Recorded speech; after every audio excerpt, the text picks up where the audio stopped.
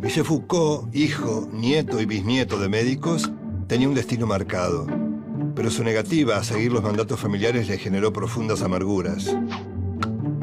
A una edad muy temprana descubrió su homosexualidad y también su profunda empatía por los seres que se mueven en los márgenes de la sociedad. Digno exponente de la modernidad, su objetivo fue iluminar las zonas de sombra de la sociedad y al mismo tiempo celebrar con alegría lo que llamó la fiesta del pensamiento. Sus estudios del sistema de poder parten del análisis de las cárceles. Foucault toma ese modelo de disciplinamiento social y lo amplía de manera inquietante a todo el espectro de los estudios sociales. Entre sus múltiples intereses, Foucault pone énfasis en la relación entre el poder y el saber. A partir del tópico saber es poder, se pregunta ¿cómo actúa el saber para articular el poder? Un grupo de poder establece qué es la verdad, pero no existe una verdad absoluta.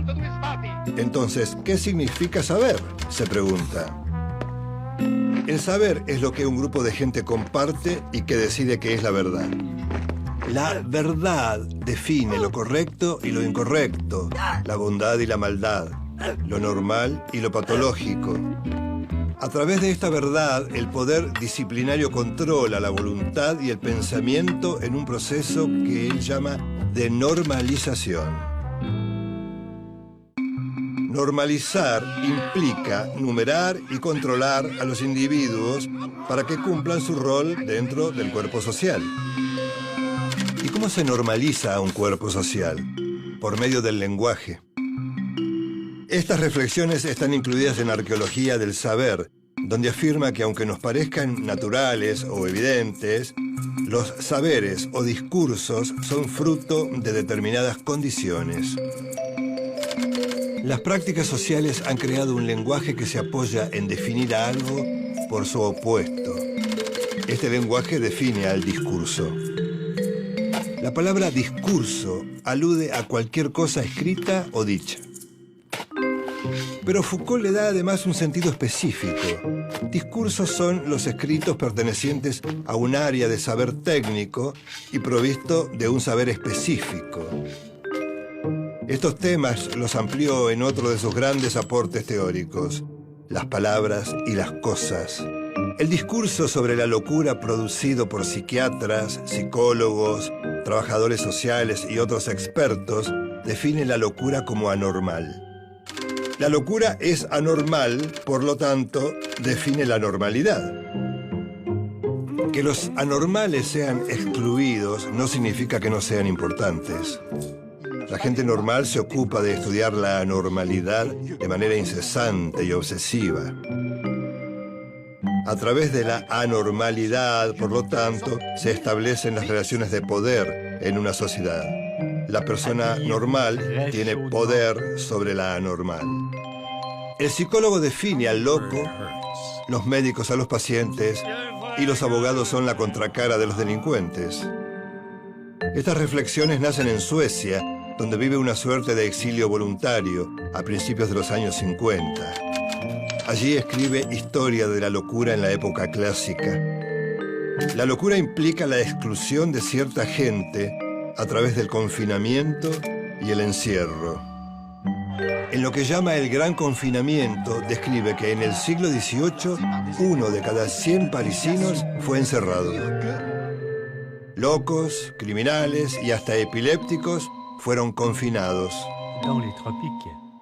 En Vigilar y Castigar, Foucault describe los pormenores del suplicio y descuartizamiento de un condenado en 1757 en París. Ese espectáculo horroroso cambia en la modernidad democrática por una solución más civilizada, la cárcel. Foucault cree que las prisiones fascinan porque ciudadanos irreprochables pueden ejercer o permitir el encierro, el castigo y el hacinamiento, lo que él llama el mal sin límites. La sociedad no solo tolera, sino que exige que al delincuente se lo haga sufrir. El formato de las cárceles se expande luego a los asilos y los hospitales y finalmente a la institución escolar. En Microfísica del Poder, Foucault afirma que el capitalismo se perpetúa gracias al ejercicio de poderes que se hallan presentes por todo el cuerpo social. Los llama micropoderes. El poder no pasa por el enfrentamiento entre dominantes y dominados, como decía Marx. Según Foucault, el poder está presente en cada parte del entramado social. El Estado y los grupos sociales hacen uso del poder. Pero el poder se ejerce de manera sutil en instituciones, espacios productivos, organizaciones políticas, vínculos familiares y lazos íntimos. Esta reflexión condujo a Foucault al concepto de sociedad disciplinaria. Solo las mentes y los cuerpos disciplinados pueden garantizar la productividad, aceptación de las normas y el pensamiento metódico requeridos por el capitalismo occidental. Pero este modelo de las sociedades de control fue cambiando. Con la llegada de la posmodernidad, el control está depositado en la seducción, el hedonismo, el consumo e incluso las biotecnologías.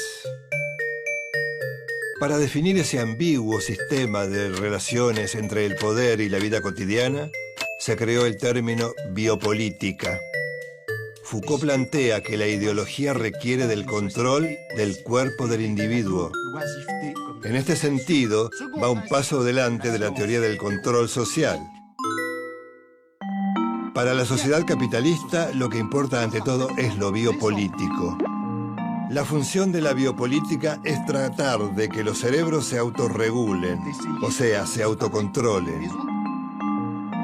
Se podría definir a la biopolítica como la implementación de acciones políticas sobre la vida, tanto en cuerpos individuales como en poblaciones. El Estado y las teorías económicas se ocuparon en potenciar las capacidades biológicas e intelectuales de los individuos. La familia tipo y el control de la natalidad se adecuan al concepto de producción capitalista. El objetivo del biopoder, por lo tanto, es la gestión total de la vida. El sistema genera nuevas vacunas que reducen la mortalidad y prolongan la vida. La biopolítica en la expresión más pulida del capitalismo, el neoliberalismo. El mercado toma decisiones desmembradas de toda autoridad, ajustes de precios y tarifas, transferencias de dinero, redistribuciones antojadizas. En este esquema, los individuos no cumplen ningún papel. No es la explotación que denunciaba Marx, sino de la exclusión progresiva de masas de indigentes a los que se niega identidad. Según Foucault, las relaciones de poder varían debido a la resistencia. La libertad ética es un modo de resistencia a la trama de la biopolítica. Foucault coincidía con lo que un siglo antes había dicho su admirado Friedrich Nietzsche. El hombre de la modernidad es un ser centrado en sí mismo, incapaz de grandes deseos, dedicado a preservarse y a evitar el dolor. Resistir implica que el sujeto se tome como una obra de arte. Por eso Foucault preconiza el arte de vivir. Michel Foucault murió a los 58 años. Era portador del virus HIV-Sida cuando esa enfermedad era incurable. Para ese momento era el pensador más leído e influyente del mundo. Su idea de que el poder es una red compleja y multidireccional, discontinua y azarosa, define claramente el escenario internacional del nuevo siglo.